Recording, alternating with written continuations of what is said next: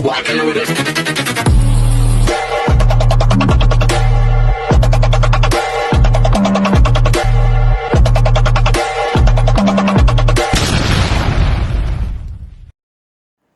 Hi everyone! Good afternoon! I'm back! It's your Mama Sam dito sa Sam Sam TV. Kamusta naman kayo mga amigo, amiga, kumare at kumpare? Sana lahat kayo ay okay na okay ngayong araw na ito. Syempre, kung ako naman ang tatanungin nyo, nakikita naman ninyo ang beauty ng Mama Sam ninyo, fresh overload pa rin. Diba? Ganyan talaga kapag umiinom ka ng maraming vitamin C at saka syempre kumakain ka ng maraming hotdog. Siyempre, dagdagan mo pa ng Ovaltine, charot. So, yun. So, kamusta naman? So, kung ako naman ang tatanungin ninyo, siyempre ito, nandito lang sa bahay. It's a second day na nandito tayo sa bahay ng bonggong-bongga. Pero kahapon, ayun nga, nagpunta ako sa Miss Grand concert naman. Yung Miss Grand The Voice. So, naloka ako kasi parang, grabe. Sana hindi na lang ako pumunta, charot. Hindi, kasi parang, actually, maganda. Yung napanood ko doon, maganda.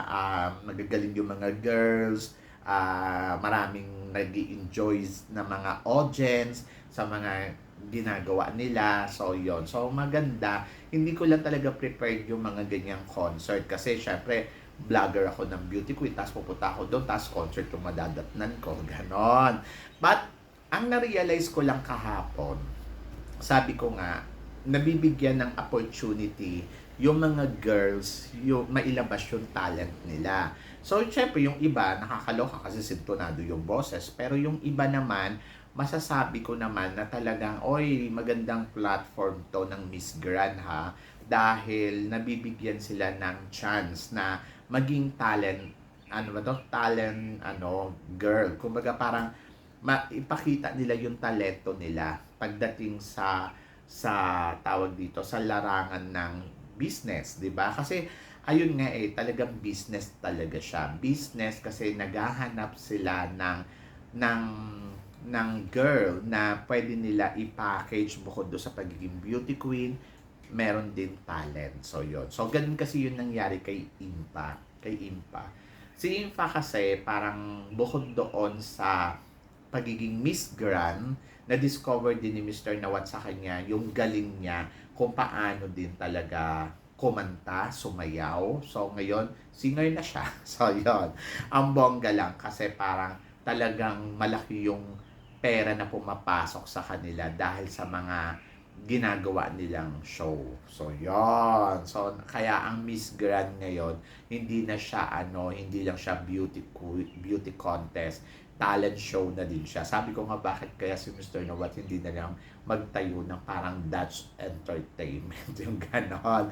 But kasi, kung titignan mo, kahapon, yung stage nila parang asap, ang bongga-bongga ng dating, and then yung mga girls, sige, labas ang talent, sayaw, kanta, panalo. So, dapat talaga, pag sumali ka ngayon ng Miss Grand, may talent ka.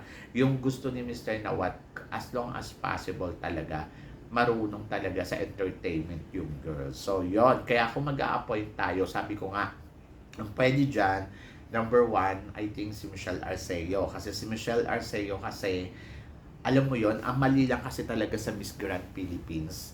Dapat hindi kasi, hindi lang sa Miss Grand Philippines sa Pilipinas kasi, yung mga organization kasi minsan, kapag may gusto na silang kandidata na ipapanalo, ipupush nila yan.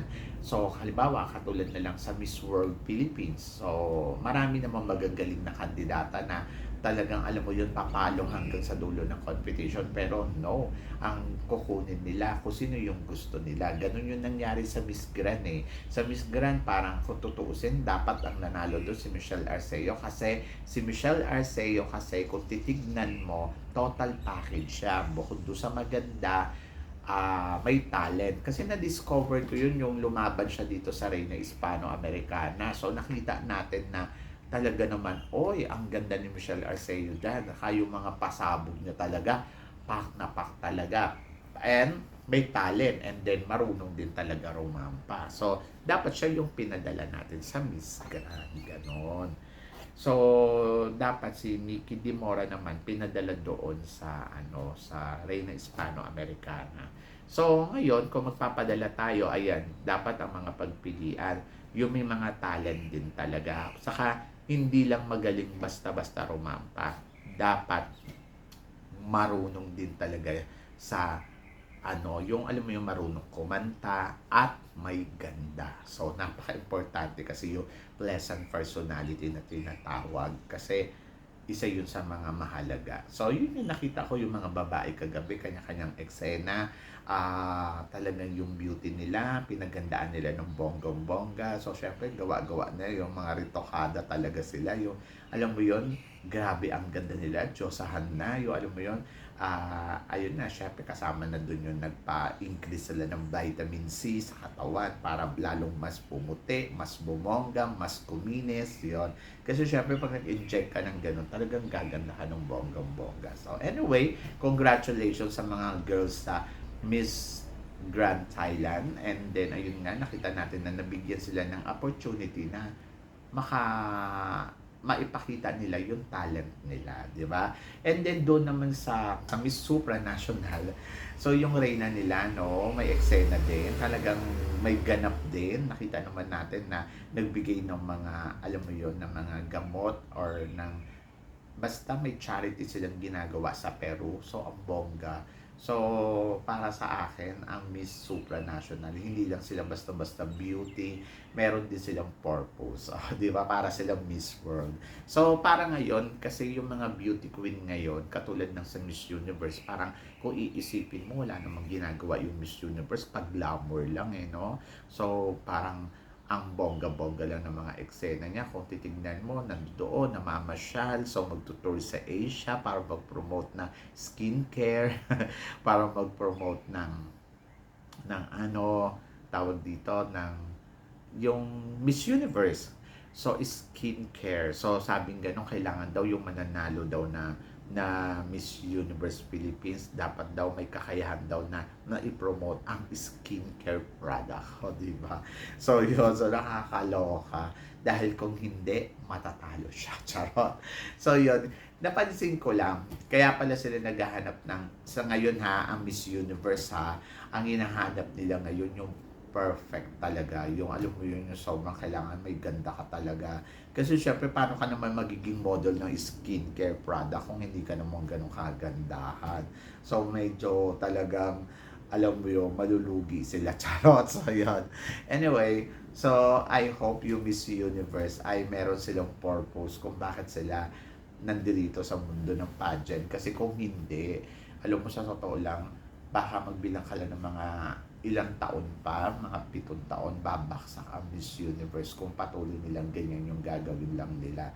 Hindi lang kasi to dapat glamour, dapat may purpose din, dapat ipinapakita din na inspiring talaga yung winners nila, dapat pinapakita din na yung kanilang winner ay may ganap. Oo, yung ganon, yung dapat hindi sila lilihis doon na beauty with a purpose dapat. Kasi napaka-importante kasi na may advocacy na tinutulak ang queens nila. Hindi yung parang ang ginagawa lang, parang lagi lang pasosyal, lagi lang ang eksena ay rampa doon, rampa dito, sayaw doon, sayaw dito. Kasi di ba wala siyang ginawa ngayon, kundi kumembot doon sa mga pinagpupuntahan niya. Hala, sayaw, sayaw, sayaw, sayaw, sayaw. Parang dati ang Miss Universe, speaker. So, di ba, nagiging speaker sila sa iba't ibang mga ginigest sila para maging speaker. So, para maging inspiring talaga sila sa lahat ng tao. So, ngayon hindi sayaw, sayaw, sayaw, sayaw, sayaw, sayaw, sayaw, sayaw, ganon. Puro pagpapaganda lang at pa-cute, ganon. So, medyo nakakaloka. Dapat hindi ganon para hindi mawala yung quality na tinatawag na Miss Universe, di ba? So, yon. So, next is, ganun din yung Miss Grand. Nako, kung patuloy niyang nakafocus lang siya doon sa, ngayon na parang napansin ko ang Miss Grand Thailand, hindi siya ganun kaingay ngayon taon na to dito sa Thailand. Hindi ba katulad nung dati na talagang pinag-uusapan siya kasi yung mga paandar ng mga kandidata, pasabog. Ngayon kasi parang ang feeling ko nakafocus si Mr. Nawat sa sa yung talent ng girl. Imaginein mo, ang reigning queen ay sino ba to? Si Oy ba yata? Si Poy. Oo. Pero, parang ang nagiging reigning queen niya ay si Impa. Kasi si Impa yung nasa tabi niya. So, dapat hindi ganon. Dapat talagang etong si Impa, sige, focus kayo dito sa mga ganitong gagawin. Tapos, etong reigning queen, dapat nakatutok lang doon sa pagiging reigning talaga ng isang Miss Grand. Ayun, medyo nalungkot ako doon sa part na yun kasi parang ito ang reyna pero si Impa yung naka-implant. So, dapat hindi ganun. Dapat fair para si Impa tapos na yung reigning niya, ito na yung ginagawa mo, dapat dito ka lang. So, ngayon kasi si Impa, naiintindihan ko naman nagpo-promote kasi si Impa ng kanyang bagong album, ng bagong eksena niya dito sa Miss Universe, sa Miss Grand Thailand. So, doon niya ginagamit yung promotion kasi parang package nga. So, ayun nga lang, natatabunan niya yung reigning queen kasi hindi nabibigyan ng eksena. Dapat may eksena siya. Ganon. So, yun. Kaya nakakaloka. So, yun lang yung observation ko lang naman to ha. So, yun lang yung napansin ko. Dapat hindi ganon. Anyway, so tignan natin kung anong mangyayari sa mga pageant ng katulad ng Supranational, Miss Grand, Miss Earth. Ang Miss Earth ngayon, wala din naman silang ganap no? Kung papansin mo, parang anong ginagawa ngayon ng reigning queen ng Miss Earth? So, wala tayo masyadong naririnig. And then, sa Miss World naman, ayun, mag-aartista na rin. Netflix queen. O, diba? So, yun. So, medyo nakakaloka din yung Miss World kung iisipin mo. Parang, my God, kung talagang titingnan mo, ano ba nangyari sa mga beauty pageant na to? So, dahil nga sa iba na kasi talaga ngayon yung kumbaga tumatakbong generation, lalo na yung social media kasi, yun, ginagamit nila yun na para mas ma-promote talaga sila. And then, ayun, kinukuha na rin nila yung opportunity na pumapasok sa kanila na maging showbiz or maging talent ng ganito, singer, mga ganyan. So, medyo kung iisipin mo talaga, ang pageant ngayon ay nakakaloka na siya. So, dapat maintindihan na natin to na hindi ang pageant ngayon ay gagawin silang speaker or ipa-highlight sa kanila yung kanilang mga tawag dito, yung kanilang mga advocacy, hindi ganon. As in, gagamitin sila para sa business. Sa business kung saan i-discover sila na maging talent or i-discover na pwede tong taga-promote or mag-aartista talaga. Ganon. Ganon na talaga yung ngayon. Pero, dati naman na yan nangyayari sa Pilipinas kasi, di ba, yung mga beauty queen natin dati sa Pilipinas, ganon din naman, di ba? So, kapag natapos, pero tinatapos yung reigning queen. Hindi during yung reign nila. Kasi kung papansin mo sila, Charlie Gonzalez, Dindy Gallardo, Rupa Gutierrez, di ba? Noon pa yan So, lahat ng Gloria Diaz, Margie Moran, 'di ba? So kung iisipin mo, after ng reigning queen nila, ano ang next sa kanila? Mag-artista, kukunin artista. So 'yon. Hanggang ngayon ganon. Tinan mo, Rabia Mateo. So asan na siya? Artista. Beatrice Luigi Gomez, ayaw niya siguro umacting, kaya ayun, host, 'di ba? Hosting ang career niya. So yung mga ganon. Kaya lang kasi ang akin kasi sana beauty with the purpose pa din. Hindi yung parang pumasok ka lang dito dahil gusto mo mag-artista o pumasok sa showbiz para magkaroon ka ng name. Kasi nga naman, yung platform kasi ng mga pageant, ginagamit din yan ng mga girls para magkaroon sila ng name. Makilala yung name nila, lumaki yung pangalan. And then, ayun nga, mag-showbiz na sila in the future. Pero, hindi nila sinasabay during ng reigning queen nila, and then sana ganun din, hindi sabay, dapat after, 'di ba? So yan, kayo guys, ano guys ang masasabi ninyo? Tingin ba ninyo wala na ba talagang kwenta talaga ngayon yung mga pageant at parang ganito na talaga yung nangyayari. So please comment below para at least malaman ko naman kung ano naman ang chika nyo dito sa mga tinatalakay natin ngayon. So yun guys, maraming salamat syempre sa inyong lahat sa walang sawang suporta na binibigay ninyo syempre dito sa channel ko. At sa mga hindi pa nakaka-subscribe dyan, please don't forget to click like and subscribe my channel at i-click na rin po ninyo yung notification bell para lagi kayong updated syempre sa akin mga chika. Sabi ng ganon, always keep smiling and always think positive lang. Walang imposible guys. Magtiwala lang tayo sa itaas. Kaya guys, hanggang dito na lang. Hanggang sa muli nating chikahan. See you next time. Thank you guys.